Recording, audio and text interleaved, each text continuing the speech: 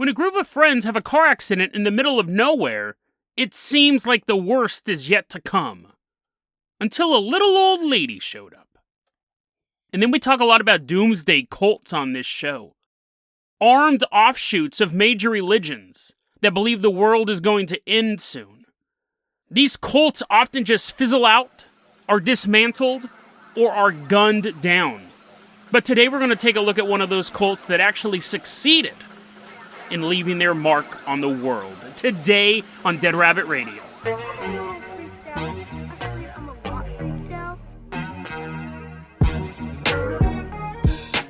Hey everyone, welcome back to another episode of Dead Rabbit Radio. I'm your host, Jason Carpenter. I'm having a great day. I hope you guys are having a great day too. I hope you guys are having a lot of fun doing whatever you're doing. We got a really cool episode for you. So first off, let's give a shout out to one of our legacy Patreon supporters. Coming into Dead Rabbit Command right now, it's Mokushi. Everyone give it up to Mokushi. Yay! I think that's the first time I've ever shouted out yay during one of these introductions. So there you go, Mokushi. Mokushi, you're going to be our captain, our pilot of this episode. If you guys can't support the Patreon, that's fine too. I totally understand. Just help spread the word about the show. There's flyers in the show notes if you want to print them out.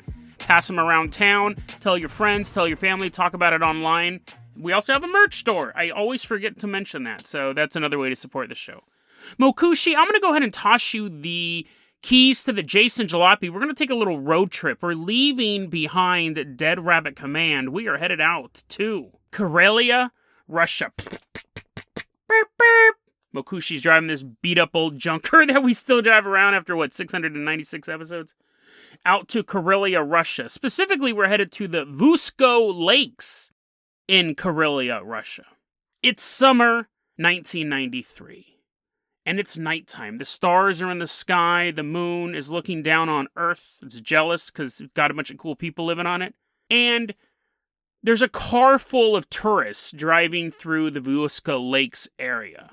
This car of tourists, we don't have the names of these people, so we'll say Benny is driving the car. I don't know how many people are in the car. I don't need to give them all names and backstories. But anyways, Benny is driving the car. We got Veronica in the passenger. Well, I just said I wasn't going to do this, and I did it anyways. Benny's driving the car. I'll introduce the rest of the people if needed. Driving through the Vusko Lakes area. It's a magical place. Every time you pronounce it, it comes out differently. No one has figured out why that happens. And there's a car accident. So someone's like, great driving, Benny. And Benny goes, oh, Charlie, the guy sitting behind me. Charlie, you're always criticizing my driving. Literally backseat driving. But then Veronica, who was in the passenger seat, is holding her head, and she's like, oh, I don't feel so good. I banged my head against this thing in front of the car. The tree, she flies out of the car. She hits the tree. One of the people in the car is injured. And they have a concussion. So Benny, Charlie, and then the other people in the car, they have to take care of Veronica. This is 1993. This was back when cell phones were fairly rare. And I'm pretty sure in the Soviet Union they were non-existent. Well, at this point it was still Russia, but they still didn't have top-line technology. Vanessa, they're in the middle of nowhere. Her name changed due to the concussion. Now she's Vanessa. The point is that, let's back up here. The point is that a group of tourists got in a car accident and one of them got a concussion. Let's cut it down to its finest details. They see a little hut nearby. They see this little building off on the side of the road, and they're like, dude, we have to, go there. We don't have a cell phone. This car is all busted up. Maybe someone's living in the hut. Maybe they have a cell phone. Isn't that something that people who live in thatched houses tend to have? They take her to the hut, and there's this old lady, and she opens the door. Old woman's kind of motioning them in. So they bring Vanessa in, and they lay her down on the table. Or maybe a bed. It didn't say they laid her down somewhere, probably something more comfortable. They're knocking over the old lady's soup. They're all, get out of the way, hungry lady. We have this person to take care of. They lay Vanessa down, and the old lady walks up, and she doesn't say anything to anyone. She's just, tending to their wounds. Other people had, bumps and scrapes and things like that. And Vanessa could walk on her own. She just had a concussion. It's not that bad, but she was a bit of a drama queen. They made her carry her everywhere. And the old lady's tending to all of their wounds and stuff like that. And they'd be like, oh, das vidanya, lady. And she'd be like, no. She wouldn't want to talk to them. She's just cleaning out their wounds, putting goo, putting like old lady stuff on them. You know, when I said that, I meant like, you know, stuff that like a witch doctor would make, not like old women secrete something. Anyways, she's taking care of their wounds, and then all the tourists, Benny and Charlie and Vanessa, are like, oh, we're super sleepy. And the other unnamed people, they get sleepy too, and they all fall asleep. And the old lady's just standing over them as they're like, The next morning, Benny wakes up. He's the first to wake up. He's like, what? Huh? What? The last thing I remember is walking to some old lady's house in the middle of nowhere, but he's looking around. He's out in the open. He's laying out in the open. The fresh Russian grass is against his back. It tickles him. And he looks up and he sees this beautiful blue sky. It might have been overcast that day. That wasn't in the notes either. But he looks up, he sees a beautiful blue sky. And he notices he's not in the thatched house anymore. And he goes, dudes, wake up. Guys, wake up. You won't believe what happened. And everyone wakes up. They're not in the house. They're now all in the ruins of a granite stoned walled house that had collapsed. And they're like, whoa. And then their wounds healed rapidly. They look at him, they're like, ah! The scabs are disappearing. They fall off.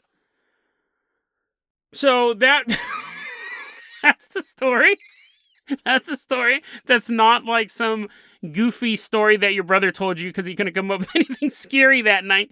That's actually from the book The Soviet UFO Files, written by Paul Stonehill. I got it from ThinkAboutItDocs.com, one of my favorite websites. The reason why I wanted to share this story with you guys is because this is one of the stories where you think, what is the phenomenon going on here? Assuming this story's true. Could be completely made up. Paul Stonehill could be a really bad older brother, and he's like, oh, this story will really scare those kids. This will keep those kids from driving through Russia and getting car accidents. It's funny, we're on episode like 696. I have mentioned the Fae maybe once or twice. They are not my favorite form of paranormal activity. I don't like those stories. Sometimes I've covered stories about dwarfs dressed up as ninjas. I actually really like that one. But like fairies in general, I'm not a huge fan of them. Little people floating around, wings and stuff like that. The whole like fairy circle. I did another one. It was a long time ago. It was the city in the Philippines. That if you went there and you ate a piece of cheese, typical Fae stuff. It was actually from the Conspiracy Theory Iceberg, but if you eat their food, they're trapped there. I've never really liked Fae lore. Because it's all the same, right? The idea, some of you guys are like, Jason, we have no idea what you're talking about. Fae lore is fairy. It's basically the British version of that, and all the stories are the same. They kind of collide with alien abductions, where you are going about your own business. And due to no fault of your own, you're taken to an alien realm, in this case, some sort of fairy realm. And if you eat any of their food, you're stuck there forever. That detail is not in accounts with gray aliens, but a lot of people consider Fae encounters similar enough to alien encounters that they think one may be the other. Some people say that old-timey Fae encounters are actually based on Middle Ages people getting abducted by gray aliens. And how would you describe that? You'd say I went to some fairy realm because you have no other sense of context for that. Some people say, and this is less popular, because that kind of makes sense. If you believe aliens have been around for tens of thousands of years, they would have to pop up throughout human history. Other people say that no, gray aliens are actually fairies. That will never catch on. I don't believe that will ever catch on, because it's just not intriguing enough. And yeah, I'm not a huge fan of the Fae, but when you read this story, I don't think of it as fairy. I don't think of it as any sort of fairy activity, although it does fall into those things, since I don't really like fairy stuff. I think this falls into portals, time slips. Because the fact that they saw the hut and they went in there at night, and then it's not like they were ever tempted to stay in this special realm. When they woke up, they were still in the same general area. But the house that they saw the night before was actually gone for ages. It was just this structure that had been up. Or there's even the thing that this is where I was thinking of. I think of it more like this. Like the television show Twin Peaks, a lot of it is based on, you'll be walking through a normal part of the world. You'll stand on a rock and you'll get electrocuted. You'll be walking through the forest, and the next thing you know, you're in some other dimension. This one guy's walking down an alley, and he ends up in the White Lodge, and there's this 8-foot-tall dude who tells him to go get a green rubber glove. It'll turn him into a superhero. The show's bizarre. The show is bizarre. I love it. I just watched it again all the way through for like the third time. But I'm thinking that. I think that the car crash, that happened. They were all busted up. And what was really there, what they really should have seen if they had just continued on their journey, would have been a granite stone structure. It looked like an old building that had started to collapse. But because they got in this accident, they kind of moved to a different mental state when they looked at it, they saw the hut. And that hut and that old lady were not only not of this timeline, but not of this earth. The fact that the old lady wasn't even talking makes me think that the old lady knew that if she started talking, it would be a dead giveaway. She'd have like 15 tongues in her mouth and her eyes are rolling back. Ah. So it's an interesting story. That's the way I read it, that this was some sort of interdimensional being, and she appears as this old lady, because that's who takes care of you, right? If you had to imagine a caretaker, yeah, you could be a flaming angel with 10 wings, and he's like, let me clean your wounds. But it's most likely going to be a grandmother, a maternal figure. And that's how the universe portrayed this. Could be Fae. And if it was Fae, I apologize for wasting your time. Because I don't like covering the Fae. Actually, no, you guys enjoy the Fae. It's just not my cup of tea. But could be Fae, could be a time slip. She could have been an old lady in ancient Russia. And one day she tells her neighbors, guys, you won't believe what happened. These people showed up in the oddest of clothing, and I just treated them. And then I gave them a bit of sleeping drugs, and then I dragged them out of my house. And I don't know what happened to them. They were gone the next day. Or it could be this interdimensional healer event. We don't know. It's in the UFO files. I don't think it really has anything to do with aliens. But who knows? I just think it's an interesting story, and it's one of those stories that because it doesn't precisely fit the lore of any real one category, it's truly a puzzling story. Mokushi, I'm going to go ahead and toss you the keys of the Carpenter copter. We are saying goodbye to Karelia, Russia, where they're like, we still need help working on our car. We're like, see you guys later. We're flying away from these people. They're still stranded out there to this day. Mokushi, fly us on out to Saudi Arabia.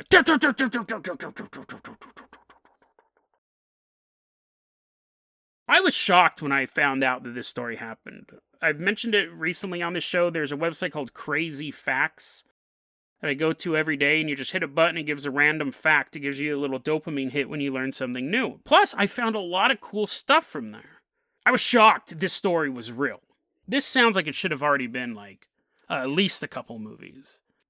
We're in Saudi Arabia, specifically at the Great Mosque of Mecca. It is the home of the Kaaba. It is the direction that Muslims worldwide pray to. Once in their lifetime, a Muslim must make their pilgrimage to Mecca. This is, it's hard to overstate its importance in world religious history, especially in the Muslim religion. On November 20th, 1979, it's just a day like any other. The prayer services start at 5 a.m. There's 50,000 worshipers at the Great Mosque of Mecca.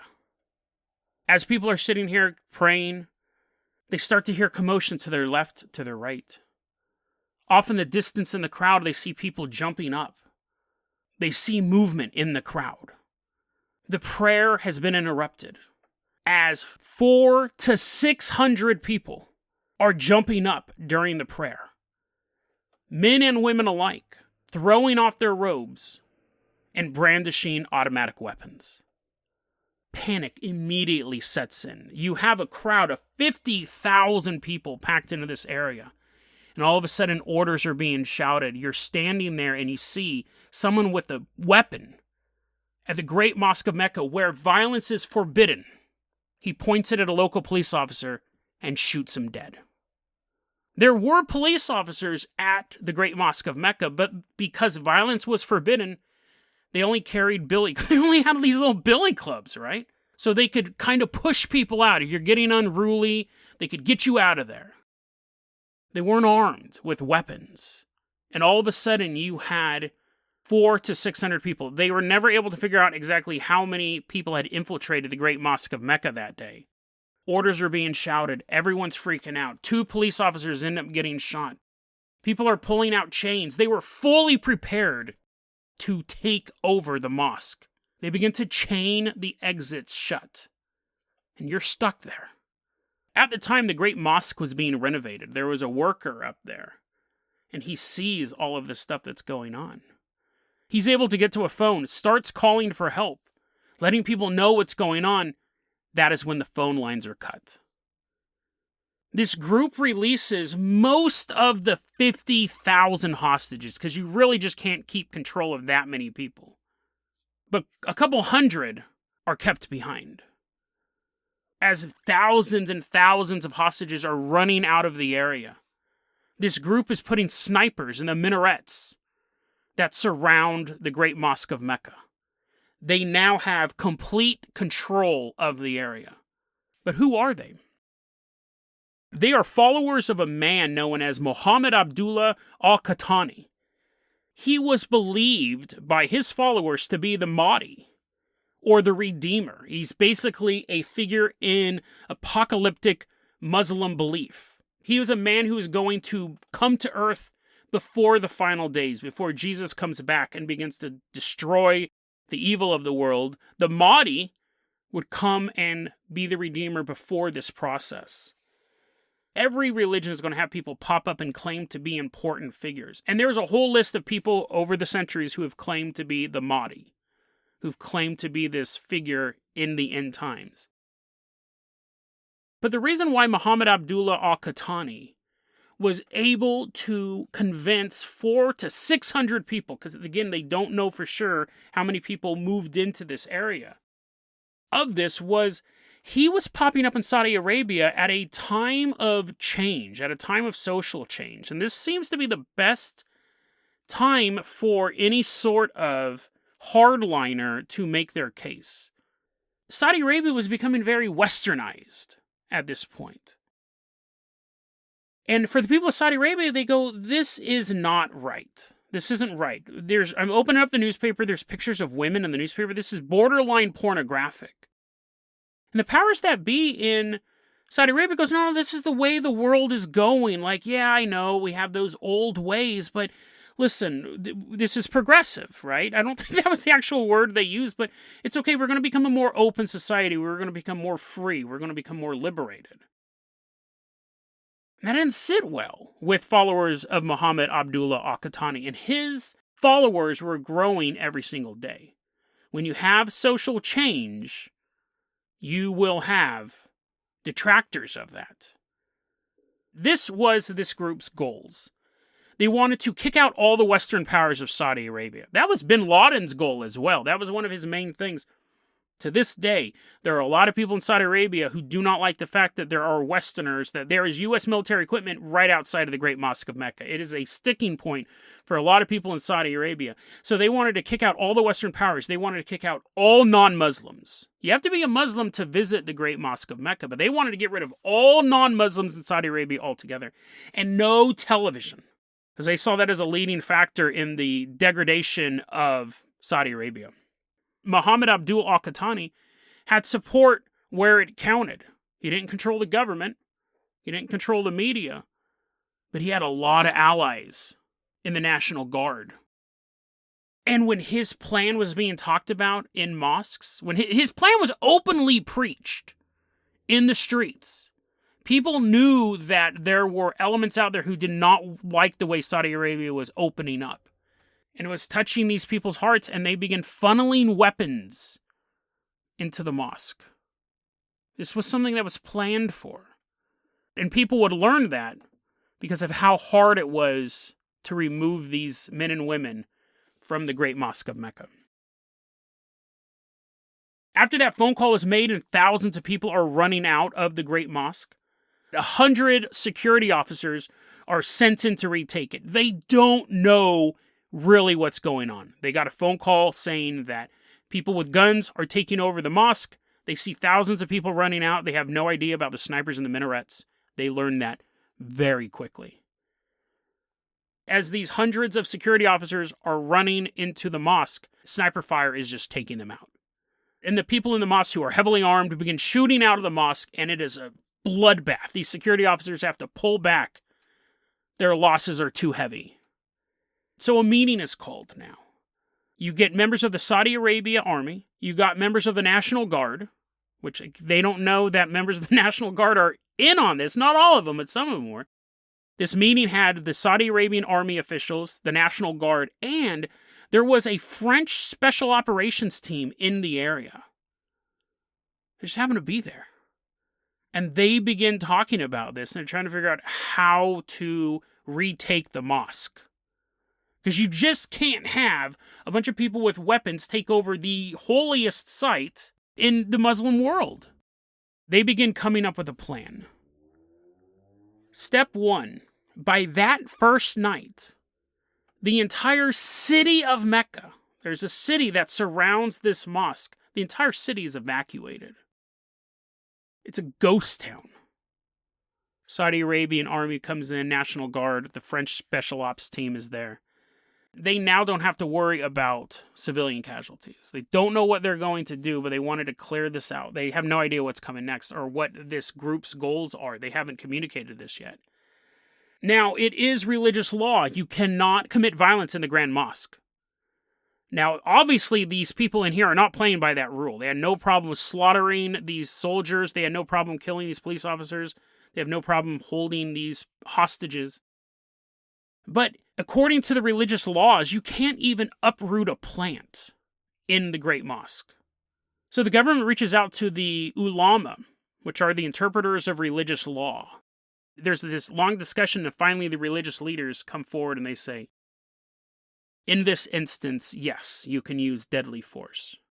So this is the plan now. Now that they've got their clearance, the Saudi forces are going to have a three-pronged attack towards the Great Mosque. There's 3 main gates. It makes sense. They're just going to push through, overwhelming might. They rush in. They are better equipped. They have numerical opposition. It doesn't matter. It is another bloodbath. These snipers are wiping them out. You can't get in with raw military might outside of bombing the area, which was nothing they had planned on doing.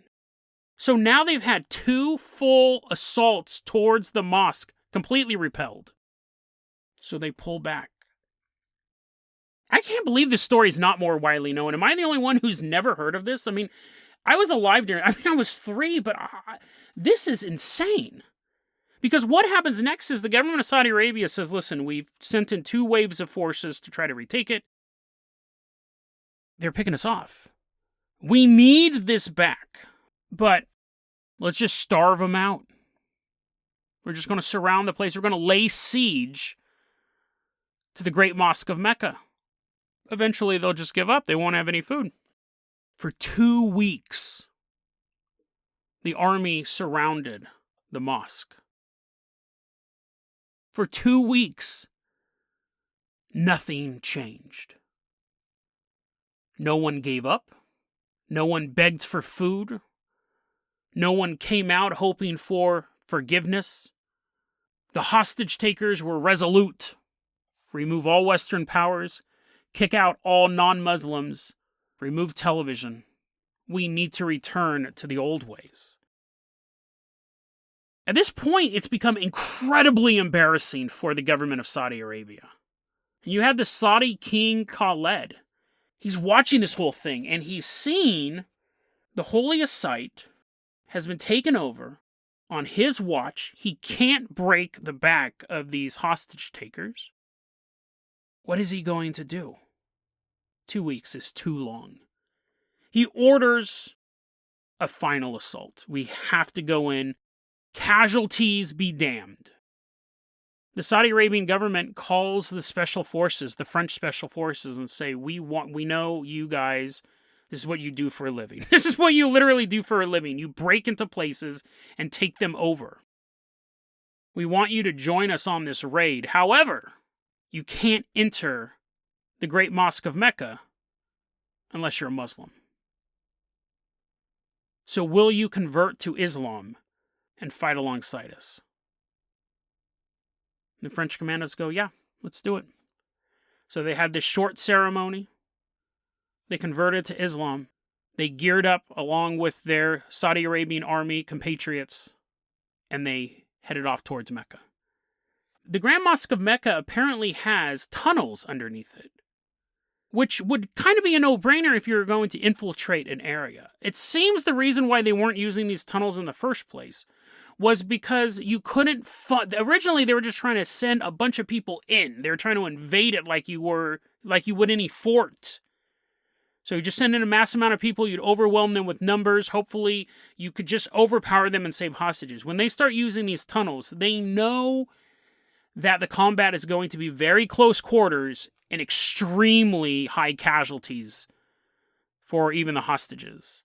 Because when they're getting in these tunnels that take them underneath the mosque, the special forces and the Saudi Arabian army get into their positions. And the first thing they do, they begin to pump gas into the tunnels. They begin to pump knockout gas into the tunnels. So that way, anyone who is posted in the tunnels, because most likely the hostage takers know about them, they're going to get knocked out.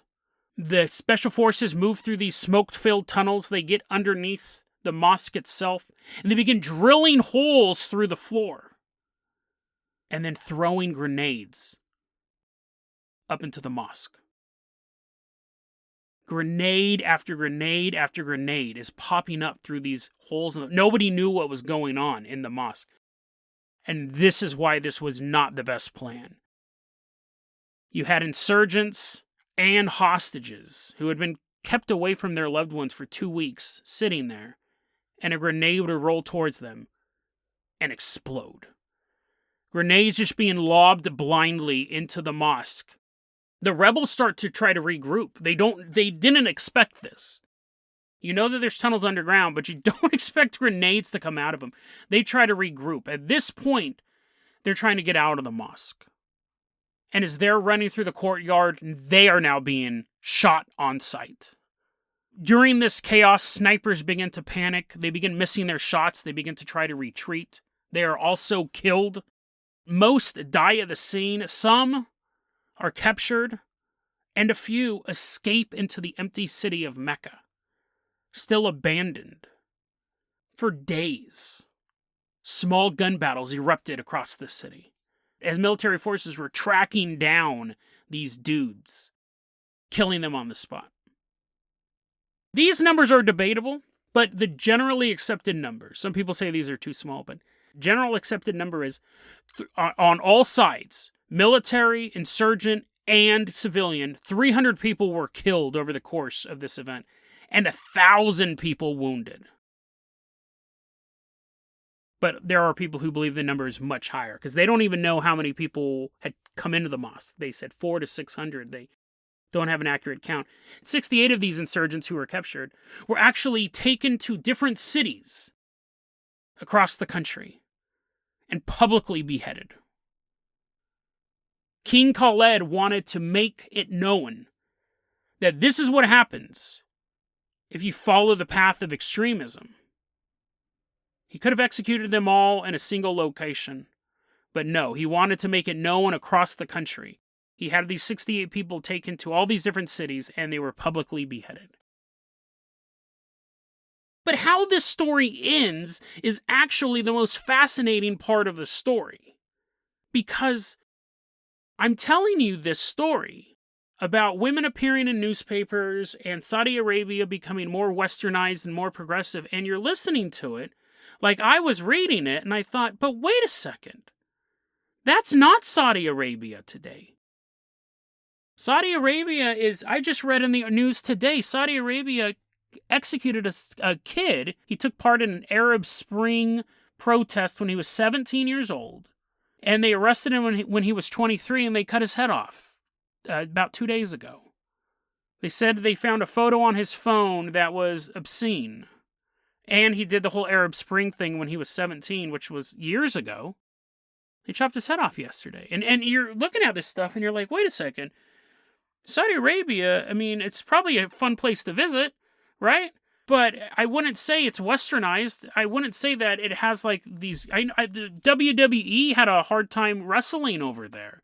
There's like no women wrestlers, but this whole kind of thing started because people were seeing that Saudi Arabia was becoming too westernized, too liberal.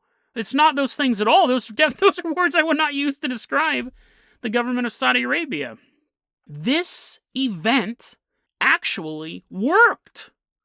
King Khaled watched this happen, had these people executed, and go, this is what happens if you believe in extremism. But then he thought, I don't want that to happen again. Like, if I got these people on this side who are saying we need to be more equal and we need to be open and we need to be more tolerant. And then I have the people on this side who are willing to take over the great mosque of Mecca at gunpoint. These people are telling me, I might win the peace prize and these people might overthrow me. You had members of his cabinet, of his court, saying, King Khaled, we brought this upon ourselves. This was divine retribution because we fell too far. We were publishing pictures of women in the newspaper. Like, what's next? Like, are we really becoming a decadent society like these guys were saying? So King Khaled actually looked at this and said, maybe they're right. Let me read you a quote from a book called Inside the Kingdom: Kings, Clerics, Modernists, Terrorists, and the Struggle for Saudi Arabia, written by Robert Lacey.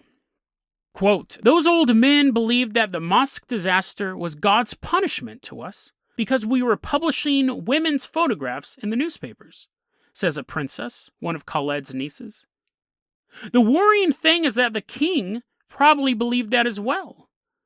Khaled had come to agree with the sheiks. Foreign influences were the problem. The solution to religious upheaval was simple. More religion, unquote. One of the things that grew out of this ruling was the Committee for the Promotion of Virtue and the Prevention of Vice, which was basically a religious policing force. They would drive around, they would famously make sure that women were wearing the proper dress code, that there was gender segregation in public spaces. Most controversially, one of the things they did, this sounds insane, on March 11th, 2002, there was a burning school in the city of Mecca. This elementary school was on fire. And these schoolgirls were trying to run out of the burning school. The religious police wouldn't let them. There has to be more. There has to be more to the story. But apparently, they wouldn't let them because they weren't dressed in the headscarves and the black robes. And they didn't have a male guardian with them. They couldn't do this. So they weren't letting them escape from a burning school. That's insane. 15 girls died and 50 were injured in this fire. There's actually widespread outrage over this. And they're like, oh, we're just doing our jobs. They're not supposed to be outside with headscarves. The school was on fire. So these groups like this were empowered by the mosque seizure. There's a difference between saying, let's slow down social change, and another thing by not letting girls escape a burning school unless they go back to get their headscarf, which is probably on fire itself.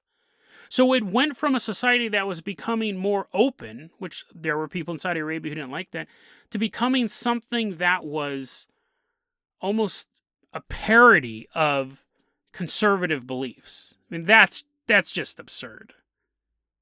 Fascinating story. I think there's a thing when we look at history, we always see it as a march in one direction, but it never, ever is.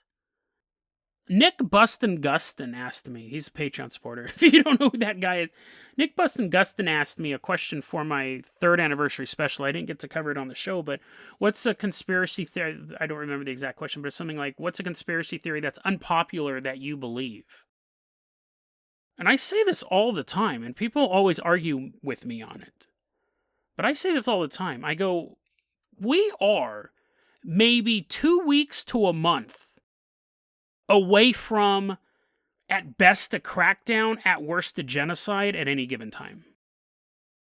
I believe that at any moment in human history, something so bad can happen. A meteorite strike, a massive plague, huge economic downturn, and people will immediately look for someone to blame. And they will beg their leaders to do something about it. Now, a lot of people don't agree with me on that. a lot of people have a little more hope in the human race, or faith in themselves that they would try to stop that. People were pulling their neighbors out of their house and beating them with clubs. But I do think we're that close. I'm an optimist, too. That's why I'm giving it 2 weeks to a month. And I think stories like this go to show that. Like, it's just crazy to think that this event changed the course of an entire nation. At the end of the day, people are fearful, and people hate how much they're afraid.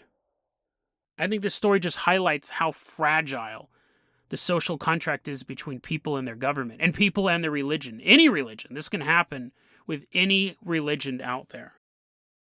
When people are afraid, people demand answers. They demand help. Even if that comes at the expense of other people's freedoms. We have seen it throughout human history. And if you think for a moment that we as a species are past that sort of primal fear, you really haven't been paying attention. And it could pop up again. It will pop up again. The question is, what will you do when they come for your neighbors?